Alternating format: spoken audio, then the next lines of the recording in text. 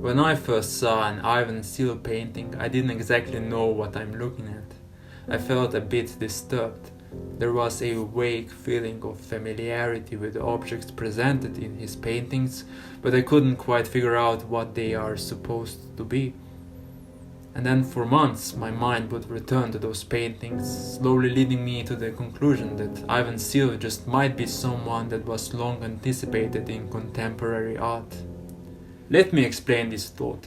Realistic paintings are a relatively new invention. It wasn't until the Renaissance when linear perspective was introduced to the visual arts, fixing the painting with a viewpoint, the viewer, who could gaze upon a scene from a natural perspective.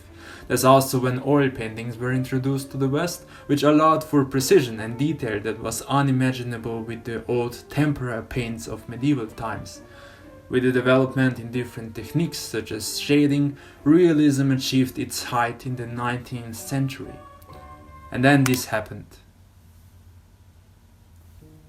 Artists such as Van Gogh and Paul Cezanne lost interest in how the world is given to the observer in an analytical mode of looking at the world, and focused on how we see when we're not really paying attention to things like space and perspective. Our relation to the objects around us seems to be more personal and contingent. They already felt what a century later the Gestalt psychologist would confirm, namely that the angel's viewpoint of the Renaissance paintings is nothing but a myth. We only see a fraction of the world at a time, and spaces rather than just given, imposed by the brain, which tries to organize the world around us into a reality that is easy to grasp. Optical illusions are just a most obvious example of when we can catch the brain trying to process visual information. Cezanne wanted us to return to the world that we really see, imperfect, muddy, often confusing. We have learned to just unsee different elements of our perception that do not align with our idea of how the world should be seen. Cezanne wanted us to see the unseen and return to a true, unprejudiced seeing of the world. Just like Van Gogh, rather than the idea of a chair, wanted us to see the chair as it is. Just like the cypress trees are never truly caught up in eternal stillness, but our gaze already contains the silent anticipation of movement.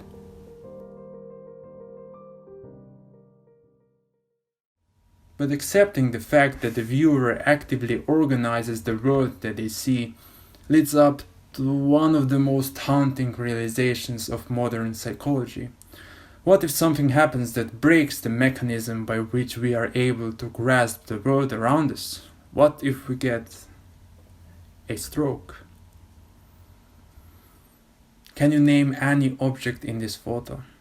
This, according to many observers, is a portrayal of what it feels like to have a stroke. The world around you loses its edge, and objects, always fully defined, can't be grasped anymore.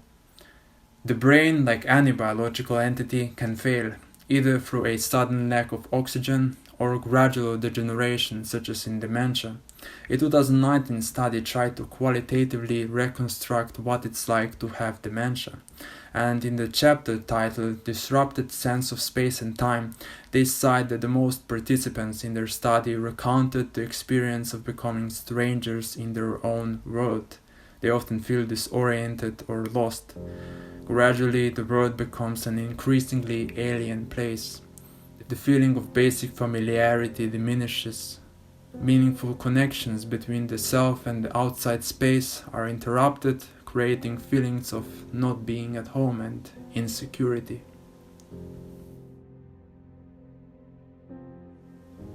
Looking back at Ivan Steele's paintings, I have gradually realized why they have grasped me so firmly. Much like Cezanne and Van Gogh parted from the idealized depictions of what it's like for a person to see the world, Steele has managed to convey a today much more relevant message. What it's like to see a world that's getting increasingly alienated.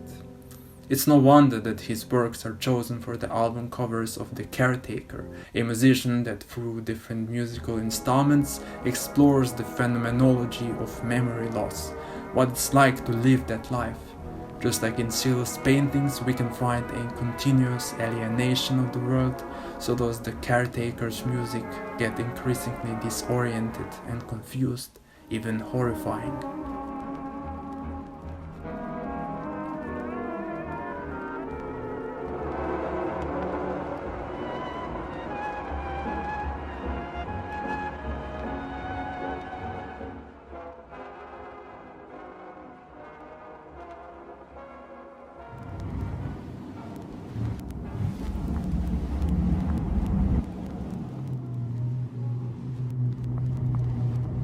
Without the viewer being able to impose order onto the world, he's stuck in a life he can't truly understand.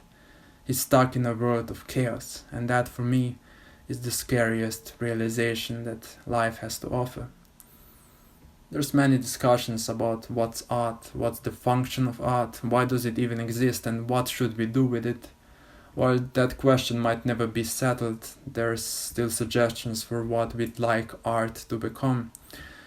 And as of that, I can't help thinking about a quote from Cesar A. Cruz.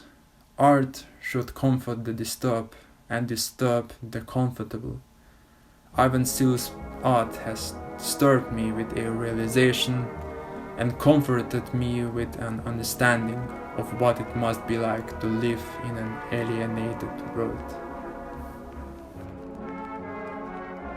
When I see others being busy and doing lots of things, easily remembering everything they need to do, then I think, I used to do that as well, but I can't anymore. I have to write everything down. Everything goes much slower now.